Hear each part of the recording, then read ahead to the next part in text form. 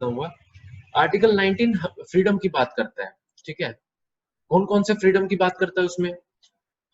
अब आर्टिकल 19 में हमको है ना 6 फ्रीडम्स दी गई है कि ठीक है तुम इंडिया में रहते हो तो हम तुमको कुछ बहुत सारी फ्रीडम्स दे रहे हैं, जिस जिन जिन फ्रीडम्स को तुम एक्सरसाइज कर सकते हो और जिन फ्रीडम्स के आधार पे तुम अपना लाइक तुम इंडिया में रह सकते हो उन फ्रीडम्स के साथ।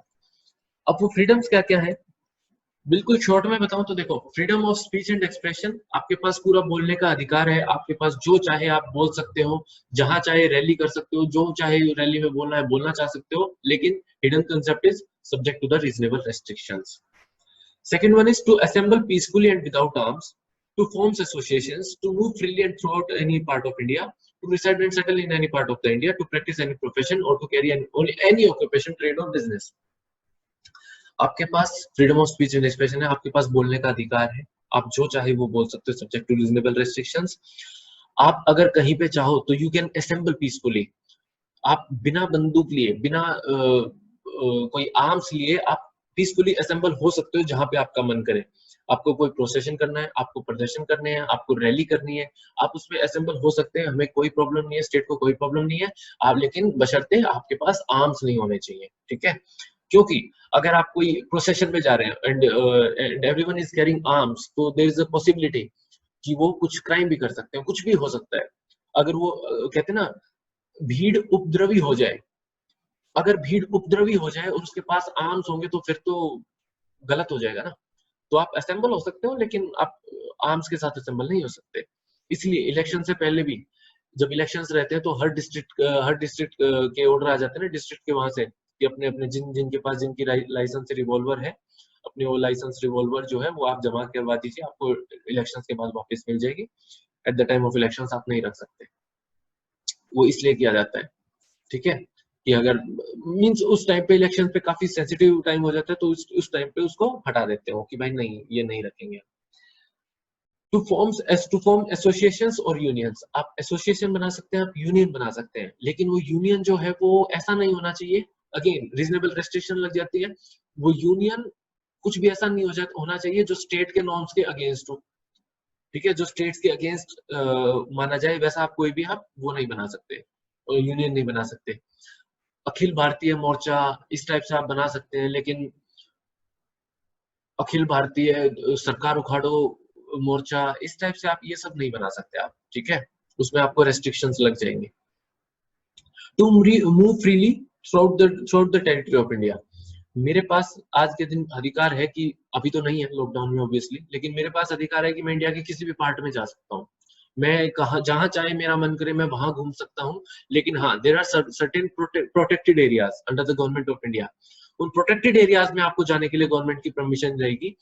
और जनरली कई कई प्रोटेक्टेड एरियाज ऐसे होते हैं कि वहां पे गवर्नमेंट जाने नहीं देती है। जैसे नॉर्थ सेंटिलीज आइलैंड है अंडमान में। North Sentinelese island is a part of Indian territory but you are not allowed to go there, the government will not give you permission. There are some protected areas in Nagaland, there are some protected areas in Himachal Pradesh. It is a part of territory of India but you are not allowed to go there. There's this fort in Rajasthan, Bhangarh fort, ठीक है ना। हाँ, मेरे पास जाने का पूरा अधिकार है, लेकिन मेरे पास रात में जाने का उधर अधिकार नहीं है। मैं रात को, मेरे पास राइट नहीं है कि मैं रात में भानगढ़ फोर्ट जा सकूं, until and unless मेरे पास गवर्नमेंट ऑफ इंडिया की परमिशन नहीं है। और गवर्नमेंट ऑफ इंडिया परमिशन कब देगी? when there's a when I'll say कि मुझे रिसर्च वर्क करना है, मैं आर्कियोलॉजिकल सर्वे ऑफ इंडिया से हूँ, मुझे रात को जाके वहां पे रिसर्च को देखना है। इन केसेस में अगर गवर्नमेंट मेरे को लाइसेंस प्रोवाइड करेगी, अगर मेरे गवर्नमेंट मेरे को परमिशन दे, तो ही मैं भानगढ़ फोर्ट में रात को जा सकता हूँ, otherwise I am not allowed, ठीक है। सेम से कई सारी चीजें हैं यार इंडिया में, कई सारे प्रोटेक्टेड एरियाज हैं, कई सारी ऐसी प्लेसेस हैं जहाँ पे गवर्नमेंट ऑफ इंडिया ही मना करती है जाने को, नहीं जाने दिया जाएगा आपको। तो वहां पे I am not able to go move freely freely within that territory of India.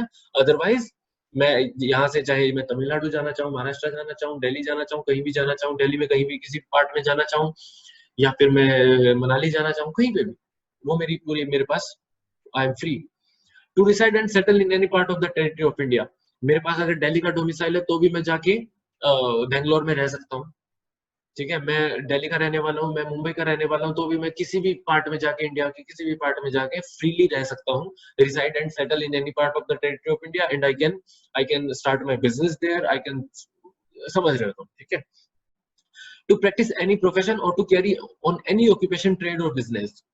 अब उसमें वही बात है, अब मैं चाहे जो भी चाहे मैं वही प्रोफेशन कर सकता हूँ, मैं जो भी चाहे वो ऑक्यूपेशन में उसमें आ सकता हूँ, कोई भी बिजनेस कर सकता हूँ, कोई भी ट्रेड कर सकता हूँ, but again subject to certain reasonable restrictions. अब जो भी अब कोई ठीक है, अब ठीक है तुम लोग बड़े हो गए, मैं तुम्हारे सामने ऐसा एग्जांपल भी ले सकता हूँ, कोई ऐसी बात नहीं है। अब इसमें बोला है कि कोई भी ट्रेड या बिजनेस कर सकते हो, लेकिन आप सपोज कोई भी नार्कोटिक्स ड्रग्स का या किसी इस तरह का आप कोई भी आप बिजनेस नहीं कर सकते, आप वीड का बिजनेस नहीं कर सकते, ठीक है ना, कि अब ट्रेड है, अब कोई उधर है, अब किसी सपोज किसी पेडलर को पकड़ लिया, अब उसको वो बोलेगा मैं तो ट्रेड कर रहा हूँ, मैं तो बिजनेस कर रहा हूँ मेरा, ऐसे थोड़ा करने देंगे तुमको। वो नार्कोटिक्स के अंडर आता है वो सब्सटेंस, वो it's not allowed in law, आप नहीं कर सकते, तो उसके लिए आपको जेल हो सकती है, ठीक है, तो वो सब आपको नहीं करने दिया जाएगा, उसमें रीजनेबल रेस्ट्रिक्शंस लग जाएंगे, लेकिन अदरवाइज आप कुछ भी कर सकते हो, आप कोई भी प्रोफेशन या कोई भी वो काम कर सकते हो, ठीक है, nothing, it is not important. इसमें वही बात लिखी है कि आपके पास ये सब चीजें करने का अधिकार है, but such law imposes reasonable restrictions on the exercise of the right conferred by the said subclause। हर चीज के ऊपर वो subject to the reasonable restrictions लगा देते हैं, वो आपको नहीं करने देंगे जो भी अकॉर्डिंग टू लॉ ठीक नहीं होगा, अदरवाइज आपके पास ये सब चीजें करने का पूरा फ्रीडम है, आपके पास ये सब चीजें करने का पूरा अधिकार है, ठीक है। ये 6 फ्रीडम्स जो है ये आपको फिंगर टिप्स पे याद होना चाहिए। इसमें से लीगल नॉलेज में पूछ सकते हैं, which of the following is not any freedom in the given under article 19, इस टाइप से करके आपसे पूछ सकते हैं, और इस पे तो क्वेश्चंस भी बन जाएंगे। अब जैसे मैंने क्वेश्चन बनाया, ये अभी जो मैंने ट्रेड और बिजनेस का जो क्वेश्चन बनाया है, इसी टाइप से रिगार्डिंग करके कोई क्वेश्चन बना देंगे, कोई पूछ लेंगे, ठीक है। Example peaceful and without arms पे क्वेश्चन आ सकता है, स्पीच एंड एक्सप्रेशन पे तो भर भर के क्वेश्चंस आ सकते हैं, इन सब पे तो आ ही सकते हैं क्वेश्चंस, ठीक है। Next one is article 20। Article 20 वैसे आप लोगों का एक बार हो चुका है, लेकिन एक बार फिर से शॉर्ट में पढ़ लीजिए, जिन लोगों ने लास्ट टाइम नहीं किया था उन लोगों को एक बार हो जाएगा, और जिन लोगों ने कर लिया तो उनका रिवीजन हो जाएगा, ठीक है। चलो इसमें ठीक है, मैं तुमसे लोगों से क्वेश्चन भी पूछूंगा, okay. You tell me Mehar, what is article 20 sub clause 1 talks about? Article 20 sub clause 1, what is that general term?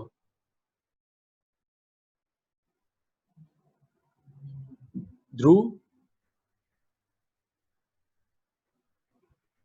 मेहर, ध्रुव, मेरी आवाज तो आ रही है ना सब लोगों को? Yes, sir. Okay. Dhruv, any idea what is article 20 sub clause 1? किस चीज से प्रोटेक्शन की बात करता है? Sir, a person cannot be charged twice for the same violation? ना। So what was your question? I am asking that what is the general, what do you mean by article 20 sub clause 1? what is the general statement जो Latin term में है ना? Protection, किस चीज की protection की बात करता है? शुभम, लक्ष्य, पायल, किस चीज के बारे में बात करता है article 20 sub clause 1? It basically states that you will be convicted only for the law that is in effect that at the time of the act committed. For example, agar a person commits a crime and is sentenced to 7 years of jail, then after that, in case while he's serving a sentence for that crime, if they increase the term to 10 years, his term won't increase to 10 years, because when he committed the crime, his term was the stipulated time was only 7 years. But you will not explain this much longer in your exam now. What is the general double jeopardy? No. Double jeopardy. Ex post facto. Correct. Ex post facto laws. Protection against ex post facto laws. आपसे question में उतना बड़ा explanation नहीं पूछेंगे ना, आपसे question में सिर्फ शॉर्ट में पूछेंगे। What does Article 20 sub clause 1 talks about? उसमें 4 ऑप्शन दे देंगे, ex post facto laws, अपना this double jeopardy, और थर्ड वन पे आऊंगा जब मैं पूछूंगा, और फोर्थ वन में none of the above या all of the above। फिर क्या कर लोगे? उसमें तो कंफ्यूज हो जाओगे ना। तो आपको एक टर्म याद होने चाहिए, protection against ex post facto laws. लिख लो, ये बहुत इंपॉर्टेंट है गाइस। और सही बता रहा हूँ, आर्टिकल 20 से हर एग्जाम में, क्लैट में तो अब देखो पैसेज बेस्ड किया तो थोड़ा सा उसको मोल्ड करके या किसी और टाइप से पूछेंगे, लेकिन इस पे रहेगा क्वेश्चन जरूर। आपके सिम्बाइसिस, एमएससीटी और एलेट, इसमें तो भर भर के क्वेश्चन पूछेंगे। आर्टिकल 20 से मैं ज्यादा नहीं ना, तो मैं इतना बता रहा हूँ कि आपके चारों इन तीनों एग्जाम में, क्लैट को छोड़ के, या फिर चारों एग्जाम में लगा लो, सिर्फ इस आर्टिकल 20, छोटे से आर्टिकल 20 पे 10 से 12 क्वेश्चन आएंगे आपके चारों एग्जाम्स में मिला के। ये कुछ नहीं है, 3-4 लाइन का आर्टिकल है, इसको तो रट लो पूरा अच्छे तरीके से। 10 से 12 क्वेश्चन पक्का आएंगे आपके इसमें, और यार क्वेश्चन बनते ही नहीं एग्जामिनर से, एमएससीटी और इन सबके तो फेवरेट क्वेश्चंस रहेंगे आर्टिकल 20 से।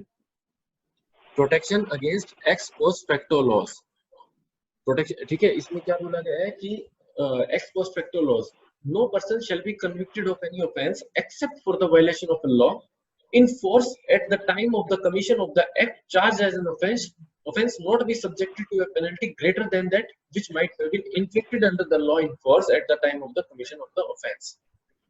मीन्स जब कमीशन ऑफ ऑफेंस के टाइम पे अगर कोई किसी टाइप में अगर कोई सजा थी, अगर उससे पहले वो उतने लेवल की नहीं थी और फिर दे दिया, तो उस पर एक्स पोस्ट फैक्टो लॉस नहीं लग पाएगा।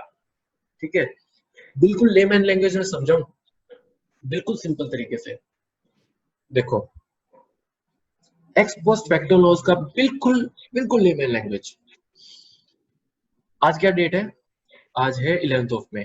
ठीक है, सपोज करो 9 मई को जेड ने किसी के घर में जाके चोरी की, थेफ्ट किया। ठीक है, 9 मई तक कॉन्स्टिट्यूशन, 9 मई तक किसी भी लॉ में ये नहीं लिखा हुआ था, कहीं पे भी ये नहीं लिखा हुआ था कि किसी के घर में जाके घुस के चोरी करना थेफ्ट कहलाता है और उसमें 5 इयर्स की पनिशमेंट होगी। कहीं नहीं लिखा था ऐसा, सपोज करो। ठीक है, 2 दिन पहले तक 9 मई तक कहीं पे भी ये नहीं लिखा था कि अगर कोई किसी के घर में जाके चोरी करता है तो वो थेफ्ट कहलाता है, ऐसा कहीं पे नहीं लिखा था। 10 मई को, कल मींस यस्टरडे 10 मई को जेड ने एक्स के घर में जाके चोरी की।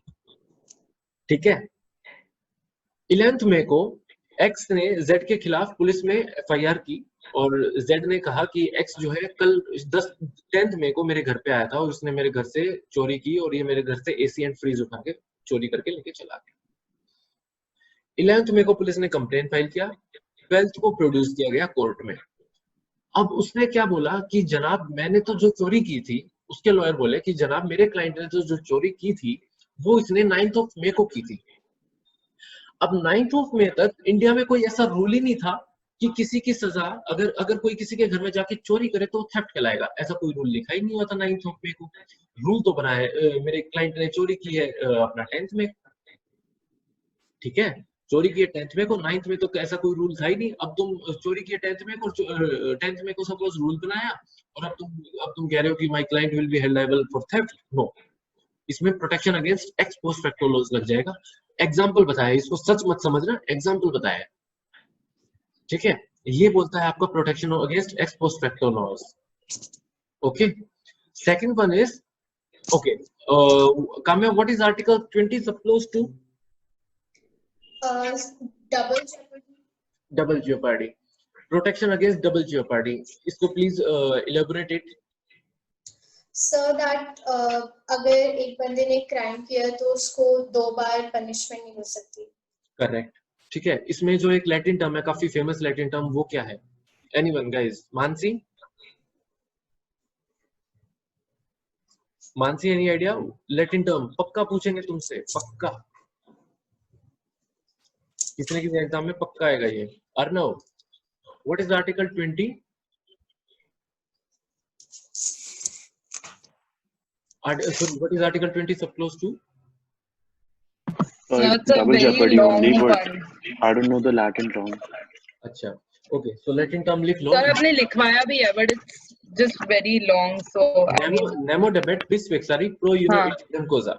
So can you write it down? Can you write it down? ठीक है, मैं लिख देता हूँ, एक सेकंड चैट में लिख देता हूँ।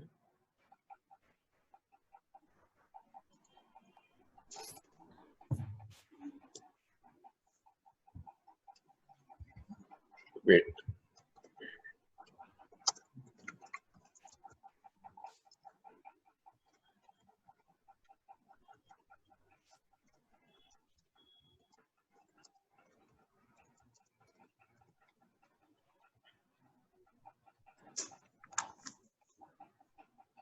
It's nemo debet bis vexari pro etidum causa.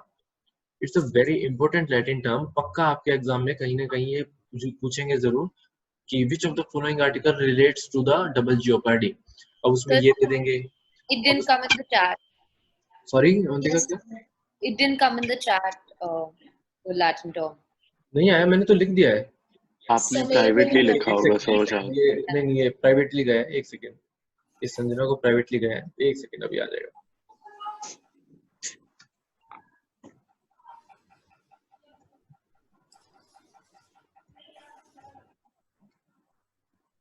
हाँ ये संजना, एक सेकेंड, प्राइवेट मैसेज हो गया.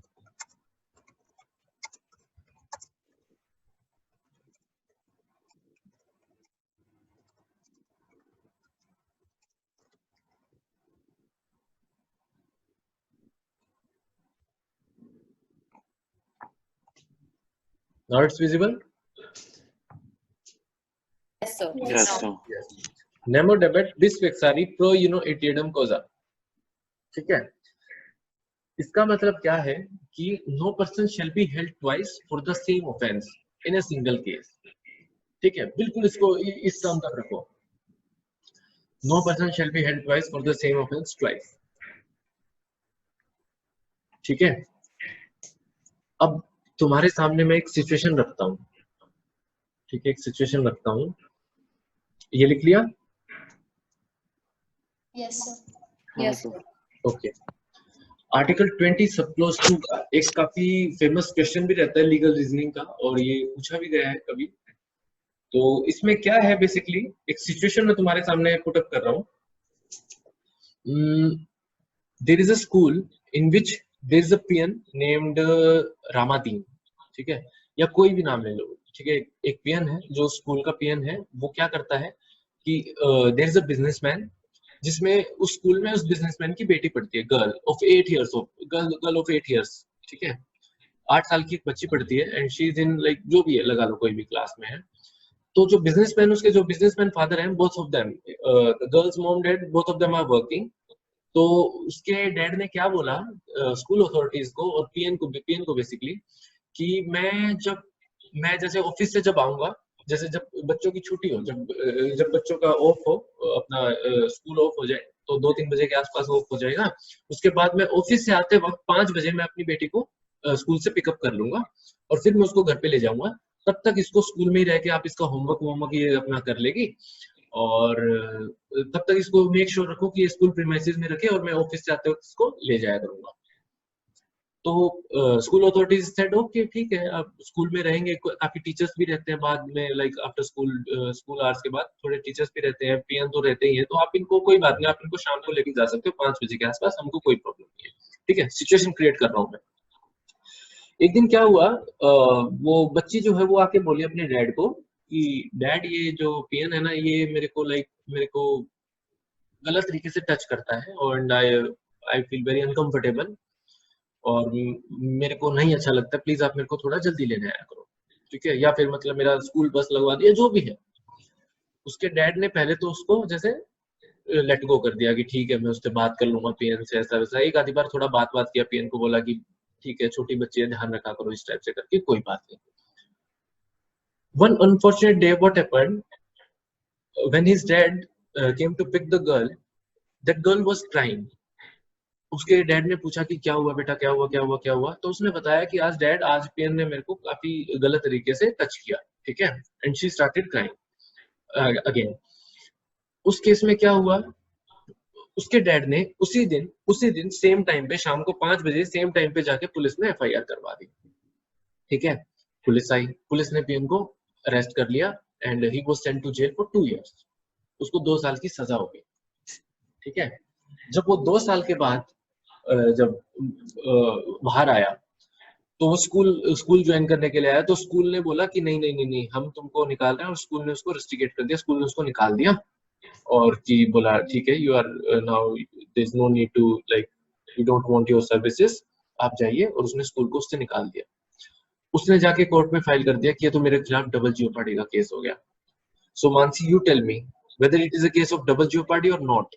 क्योंकि कोर्ट ने तो उसको पनिशमेंट दे ही दी थी, कोर्ट ने तो उसको 2 साल नहीं sir, it's not because departmental action is different from that of the proper legal action, judicial remedy.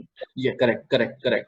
उस केस में डबल जियोपार्डी का केस बिल्कुल नहीं माना जाएगा, क्योंकि जो डिपार्टमेंटल एक्शन होते हैं किसी भी इंस्टीट्यूट का, किसी भी चीज का, कोई भी कैसा भी डिपार्टमेंटल एक्शन, हमें departmental action is always different from any kind of judicial remedies, in any kind of it is different from legal action. Legal तरीके से एक्शंस अलग चलेंगे और डिपार्टमेंटल एक्शंस अलग चलेंगे। मोस्टली बच्चे ऐसे केसेस में फंसते हैं, वो नहीं इसका नहीं आंसर दे पाते, वो सोचते हैं कि अच्छा हाँ एक बार तो कर ही दिया तो उसको सजा तो मिल ही गई है ना। अल्टीमेटली जब उसको एक बार कोर्ट ने सजा दे ही दी तो स्कूल को तो उसको कंटिन्यू करना चाहिए, अब उसमें नहीं कर सकता। काफी ये बहुत कुछ है ऐसी सिचुएशन। इसको दूसरे तरीके से मोल्ड कर देंगे, किसी कोई पीएसयू का वो ले लेंगे एग्जांपल, कोई प्राइवेट कंपनी का कोई एग्जांपल ले लेंगे, बॉस ऐसे करते थे, इस टाइप से करके जो भी है क्वेश्चन को मोल्ड करके कर दिया जाएगा। लेकिन उसका जो मेन कंसेप्ट है वो यही रहेगा कि डबल जियोपार्डी में डिपार्टमेंटल एक्शन हमेशा अलग माने जाएंगे और लीगल एक्शन और जुडिशियल रेमेडी जो है वो हमेशा अलग तरीके से ट्रीट की जाएगी। This is article 20 sub clause 2, बिल्कुल शॉर्ट में समझाया, correct. now coming to article 20 sub clause 3, which says that what is the term, Anvesh? Protection against self-incrimination. Protection against self-incrimination. Protection against self-incrimination says that no person shall be compelled to be witness against himself. किसी भी बंदे को compel नहीं किया जाएगा उसके खिलाफ witness बनने के लिए किसी भी केस में, ठीक है। अब गॉड फॉरबिड पुलिस तुम्हें पकड़ के लेके गई, पुलिस बोली यार अब कौन इस पे मेहनत करे, कौन इसकी इन्वेस्टिगेशन करे, इसको रात भर उल्टा लटका और कल सुबह तक अपने आप बोलेगा, तो ये ऐसा पुलिस नहीं कर सकती बेसिकली, क्योंकि आर्टिकल 20 सब क्लॉज 3 हमको वो करता है कि I can not be compelled to be witness against myself, ठीक है, even in any of the ways. और मैं अगर पुलिस के सामने, अगर गॉड फॉरबिड किसी केस में मैं पुलिस के सामने अगर कन्फेस करता भी हूं, तो वो confession is not valid in the eyes of law. ये इसमें बिल्कुल एक हिडन कंसेप्ट है, याद रखना, लिख लो। No confession in front of police officer is not valid in the eyes of law. अब पुलिस के सामने अगर कोई भी कुछ भी क्राइम या कुछ भी चीज कन्फेस कर रहे हैं कि हाँ सर मैंने किया था, मेरे से हो गया था, मैंने किया था, तो वो आपका कन्फेशन वैलिड बिल्कुल नहीं माना जाएगा पुलिस ऑफिसर के सामने। कन्फेशन वैलिड आपका सिर्फ जज के सामने माना जाता है।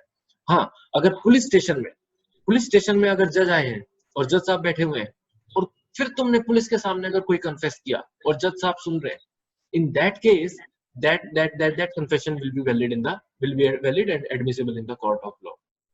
जज की मौजूदगी जो है वो वहां पे होनी चाहिए, अदरवाइज नहीं हो सकता। पुलिस के केस में सिर्फ एक ही चीज में कन्फेशन वैलिड हो सकता है।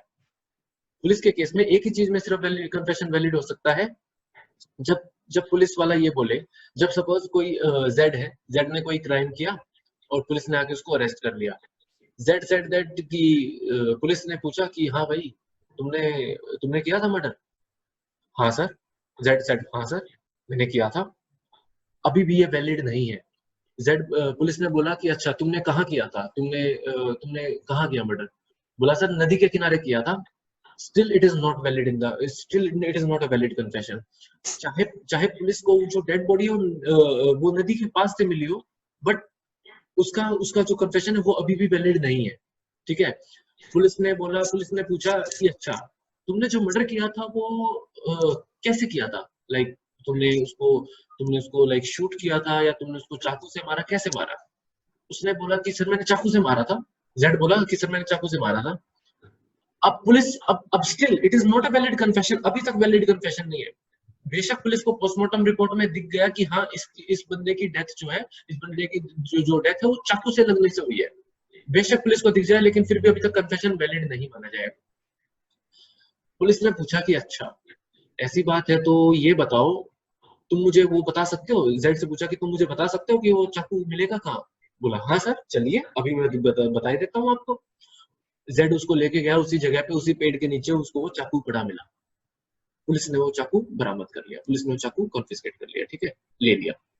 इन दैट केस जब पुलिस को वो चाकू मिला, जब पुलिस को वो नाइफ मिला, उस केस में at that point of time that confession is valid in the eyes of law and that valid in front of police officer is valid in the eyes of law.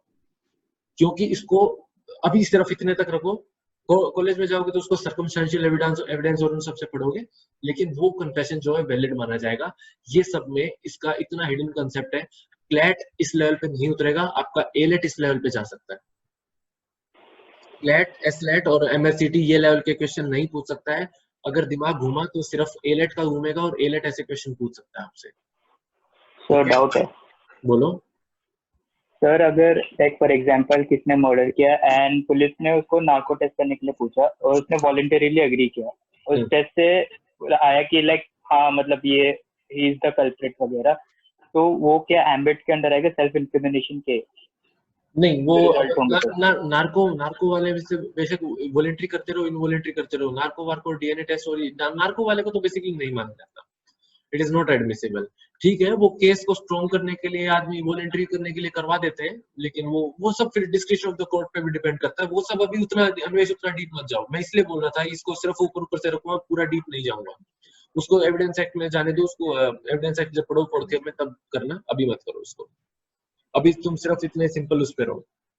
Article 20 subclause 1 protection against ex post facto laws, Article 20 subclause 2 protection against double jeopardy, that is nemo debet bis vexari pro uno etiodum causa.